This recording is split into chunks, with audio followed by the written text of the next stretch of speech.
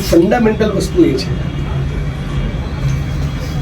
કે અમે લોકો એક્શનમાં નહીં આવે ત્યાં સુધી અને લિટિગેશનો ફાઇલ ન થઈ ત્યાં સુધી પોલીસે ગુનો દાખલ નહોતો કર્યો. આ મુદ્દા નંબર 1.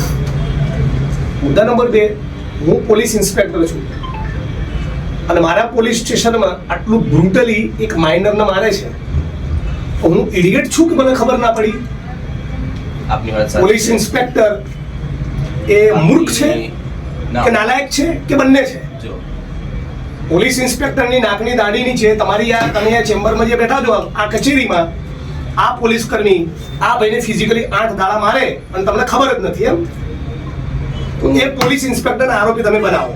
અમારી પહેલી માંગણી એ છે, એને તો એપેક્સ કોર્ટ સુધી નહીં છોડીએ, બરાબર?